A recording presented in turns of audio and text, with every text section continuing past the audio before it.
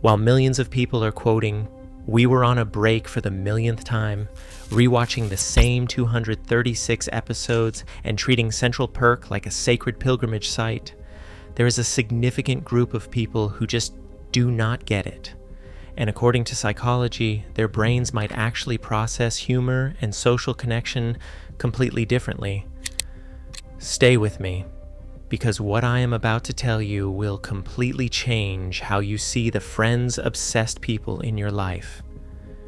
Here's the thing nobody talks about. Not liking Friends does not make you humorless. It does not mean you hate fun. And it definitely does not mean you are incapable of friendship. But there is something fascinating happening in your brain that is completely different from the people who have watched the entire series 47 times. Let's start with why Friends became a cultural phenomenon in the first place. The show premiered in 1994, and it tapped into something primal in the human brain, our desperate need for belonging. For 10 seasons, it presented an idealized version of friendship that millions of people craved. Your tribe, but with better apartments and funnier problems. When someone watches Friends, their brain releases oxytocin, the same bonding hormone we talked about with sports. They are not just watching characters. Their brain is forming parasocial relationships, one-sided emotional connections with people who do not know they exist. Wild, right? Their brain literally tricks them into thinking Rachel, Ross, Monica, Chandler, Phoebe, and Joey are part of their friend group. But here is where it gets interesting.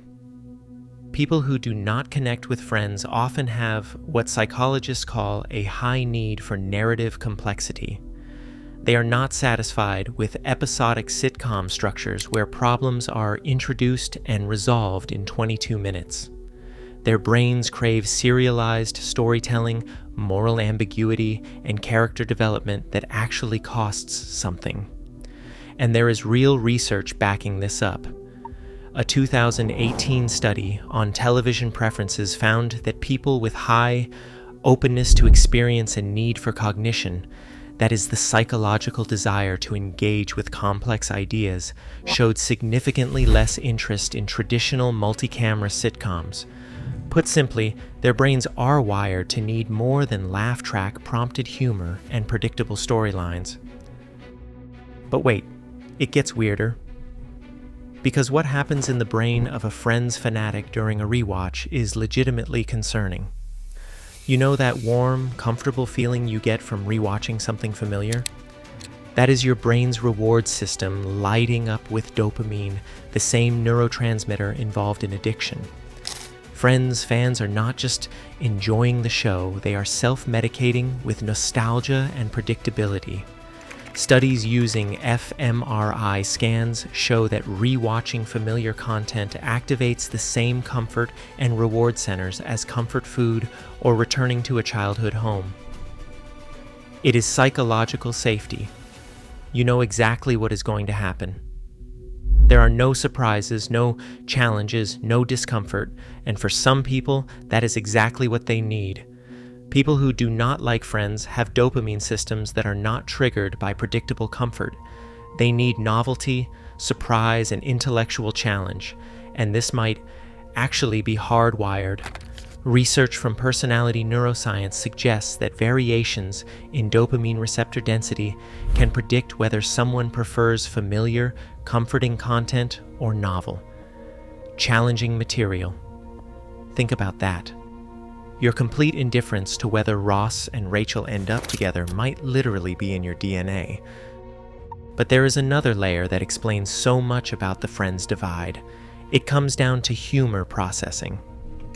Friends relies heavily on what is called situational comedy, with exaggerated characters in mildly absurd situations, physical comedy, and catchphrases. The humor is accessible and broad, designed to appeal to the widest possible audience.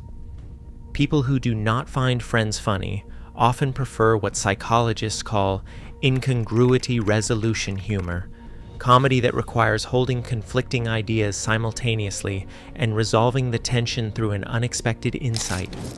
Think dry humor, dark comedy, satire that requires cultural knowledge. Their brains are seeking cognitive surprise, not emotional comfort.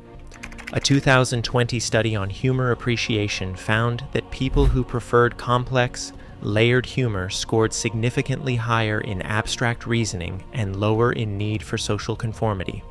They are not laughing because everyone else is laughing. They need to be genuinely surprised by the joke's structure. Here's something that sounds contradictory, but it explains everything. Friends fans often score higher on certain social connection measures.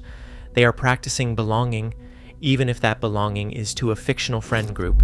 The show provides a template for how friendships should feel: supportive, forgiving, always available. So why don't Friends haters feel that same warm connection? It's about authenticity recognition.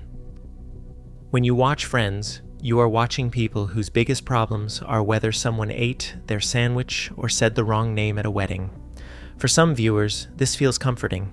For others, it feels insultingly trivial. People who don't connect with Friends often have a low tolerance for what they perceive as artificial conflict. They recognize that these are not real problems. These are carefully constructed scenarios designed to manufacture 22 minutes of entertainment. And once you see the machinery, you cannot unsee it. A 2019 study found that people with high media literacy were significantly less likely to form parasocial relationships with fictional characters. They are too aware of the construction to surrender to the illusion. And let's be honest about something else. For some people, not liking Friends is actually a defensive response to cultural pressure. Maybe they were told they were weird for not watching it in the 90s. Maybe they felt excluded from water cooler conversations. Maybe they are pushing back against the aggressive nostalgia culture that insists everyone must love the same thing. Your indifference might have a backstory, or maybe you just find the humor dated and the characters insufferable. Both are valid. Here is the part that explains why fans and critics of Friends sometimes cannot understand each other at all. It comes down to how you experience comfort versus growth. Friends fans find comfort in familiarity. The show is like a warm blanket. The same characters, the same coffee shop, the same jokes, and the same happy endings. In an uncertain world, that predictability is genuinely therapeutic. There is nothing wrong with that. Psychological research shows that nostalgia and familiar media can reduce anxiety and increase feelings of social connection. People who do not like Friends often find that predictability is boring or even anxiety-inducing. They ask themselves why they would spend hours watching problems they know will be resolved, why they would emotionally invest in conflicts that do not matter. They need to feel like their time is being used for growth, learning, challenge. They are not wrong, but neither are Friends fans. It is just two different approaches to the human need for entertainment and emotional regulation. Researchers call this comfort viewing versus challenge viewing. Friends fans are engaging in deliberate emotional regulation through media. Friends critics prefer media that provokes, challenges, disturbs, or expands their perspective. Neither approach is superior. They are simply different strategies for navigating emotional life. Psychologist Mihaly Csikszentmihalyi, who studied optimal experience, found that flow states, those moments of complete absorption, can be achieved through countless types of content. For some, it is the familiar rhythms of a beloved sitcom. For others, it is anything that demands more cognitive effort. Here is what is really interesting. People who do not like Friends often report being more selective about their media consumption overall. They are not spending hours in passive comfort viewing. They are seeking content that challenges them, teaches them something, or presents perspectives they have not encountered. There is something quietly intentional about that. They have decided their attention is valuable, and they are allocating it carefully. Now, before the comment section explodes, I'm not saying one approach is better. but I am saying there are legitimate psychological differences, and understanding them makes the culture war over a 1990s sitcom make a lot more sense. People who do not like Friends are not emotionally stunted or incapable of nostalgia. They are just wired to seek different things from entertainment. Their humor processing is different. Their need for narrative complexity is different. Their comfort comes from challenge, not familiarity. So what does all this mean? If you do not like Friends, you are not missing out on some fundamental cultural touchstone. You are not broken because you do not find Pivot funny. You are just different. Your brain's reward system, your humor processing, your need for narrative complexity, they are all calibrated differently, and that is perfectly okay.